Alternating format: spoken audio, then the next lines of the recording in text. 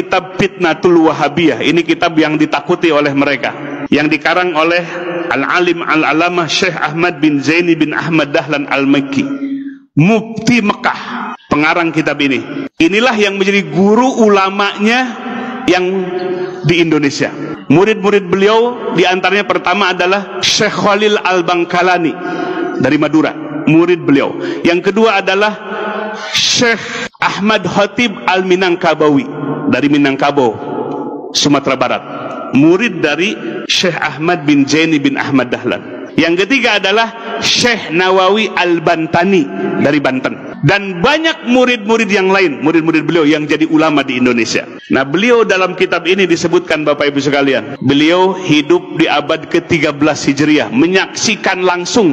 Beliau mufti Mekah bermadhab Syafi'i. Beliau menjelaskan dalam kitab ini dari sisi tarikh dan sejarahnya beserta ajaran dari Wahabinya. Dari sisi kesejarahannya, Bapak Ibu sekalian, bahwa Muhammad bin Abdul Wahab ini sudah diprediksi oleh ayahnya sebagai mufti, oleh saudaranya dan kibarul ulama, ulama pembesar, bahwa orang ini akan menyebarkan kesesatan yang besar. Sehingga terbukti Muhammad bin Abdul Wahab ini mengkafirkan orang-orang muslim. Wa tusila bizalika ila takfiril mukminin. Jadi mengkafirkan orang-orang yang beriman. Maka selain daripada yang mengikuti mazhabnya adalah musyrikin. Itu pandangannya.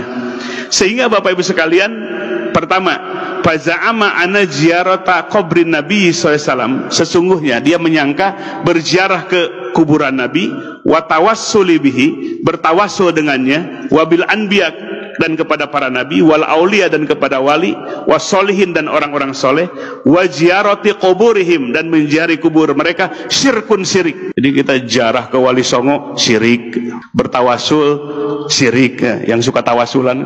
Wa anna nida'an Nabi sallallahu alaihi wasallam inda tawasul, menyebut nabi, ya, nida kepada Nabi, memanggil Nabi dalam tawasul, syirkun syirik. Dulu Muhammad bin Abdul Wahab ini bekerja sama dengan seorang amir di mana? Di daerah Diryah. Ya, Diryah itu di sekarang Saudi Arabia, di Najd. Ya, bekerja sama dengan seorang amir Ad-Diryah, namanya adalah Muhammad bin Saud, sehingga negaranya sekarang disebut Saudi Arabia. Nah, inilah kolaborasi antara Muhammad bin Abdul Wahab dengan Muhammad bin Saud. Yang satu ambisi kekuasaan, yang satu ambisi dengan pemahamannya, ingin menyebarkan pemahamannya. Sehingga di dalam sejarah, dalam kitab Fitnatul Wahabiyah ini, jumlahnya tidak terhitung yang dibunuh oleh pemahaman ini, dengan jumlah yang sangat banyak, karena memadukan kolaborasi antara penguasa dengan orang yang menyebarkan madhab Wahabi ini. Jumlahnya tidak bisa dihitung. Di Taif, di Jeddah, di Mekah, banyak manusia yang meninggal. Bahkan terakhir, Bapak Ibu sekalian, ketika merebut Hijaz Mekah dan Madinah, mereka menggunakan senjata Inggris untuk membunuh kaum muslimin. Dalam kitab ini, dan banyak kitab-kitab yang lainnya. Maka disebutkan dalam kitab ini, musibah terbesar yang menimpa umat Islam sepanjang sejarah umat Islam adalah fitnahnya Wahabi ini. Maka sekarang Bapak Ibu sekalian, mereka ganti kulit, nggak mau disebut Wahabi, maunya disebut Salafi.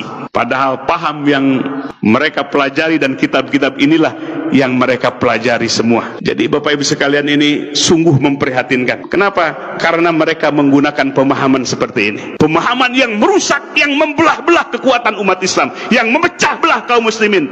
Kaum muslimin disebut orang musyrik, bahkan lebih syirik dibandingkan dengan Abu Jahal dan Abu Lahab. Sungguh kejam Bapak Ibu sekalian, paham ini. Bagaimana kalau anak-anak kita mesantren di tempat itu melahirkan orang-orang yang kasar, yang radikal seperti itu? Maka oleh sebab itu, kita jangan kecolongan. Kita bukan memecah belah umat, tapi mereka yang memecah belah umat dengan kitab-kitab yang dihadirkan dan pergerakan dakwah mereka, terutama di Indonesia setelah Presiden Soeharto lengser. Mereka berleluasa, biaya dana yang besar dari Saudi Arabia, dari Kuwait, dari Qatar, masuk ke Indonesia untuk menggerakkan, menyebarkan pemahaman ini. Maka oleh sebab itu Bapak Ibu sekalian, kita sebagai warga ahli sunnah wal jamaah, warga Nahdiyin, punya kepedulian besar untuk melindungi umat dari pemahaman yang radikal seperti ini. Takfirul mukminin, mengkafirkan orang-orang yang beriman. Maka oleh sebab itu Bapak Ibu sekalian, di tempat yang mulia ini, di Yaumil Ijtima ini, bukan tidak beralasan kita mencegah mereka, sangat beralasan, karena kita lihat langsung kitab-kitabnya, bukan katanya kolak wakila, tapi langsung dari sumber-sumber ajaran mereka. Dan terbukti dari poin-poin yang tadi disebutkan, ini semua adalah pemahaman yang sudut, yang keluar dari sawadul a'zam, yang keluar dari manhaj Ahlussunnah wal Jamaah. Kita dicabik-cabik persaudaraan kita. Maka oleh sebab itu, kita bukan karena kebencian. Ingat Bapak Ibu sekalian, bukan kebencian kepada mereka, tapi pemahaman mereka lah yang syad, yang keluar dari sawadul a'zam, dari mayoritas umat ini. Dan mereka yang memusyrikan kita lah, bahkan lebih musyrik daripada Abu Jahal dan Abu Lahab. Maka oleh sebab itu, mari kita lindungi masyarakat kita, wilayah kita, dari ajaran-ajaran seperti itu. Ya, kita tidak akan bisa melihat sepintas, tapi yang harus kita lihat adalah kitabnya, rujukannya, marojeknya, sehingga kita akan melihat gambarannya seperti apa.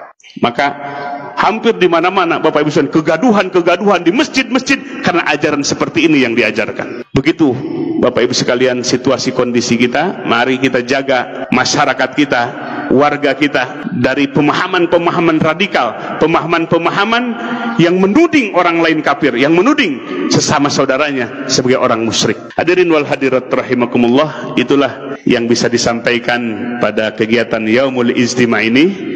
Bukan kebencian, kita tidak menuding mereka kafir. Tidak boleh menuding ahli kiblat dengan musyrik atau kafir. Pantangan dalam Ahlussunnah wal Jamaah. Bahkan yusolli khalfal fajir. Ahlussunnah wal Jamaah itu sholat walaupun di belakang imam orang yang fajir. Menunjukkan al-jamaah, kebersamaan yang harus kita kedepankan, bukan memecah belah. Itulah sifat dari Ahlussunnah wal Jamaah. Tapi sifat-sifat yang ada dalam pemahaman kitab Wahabi ini adalah sifat-sifat memponis. Ayat yang diturunkan kepada orang kafir dan musyrikin malah dipakai kepada sesama, kepada orang yang beriman.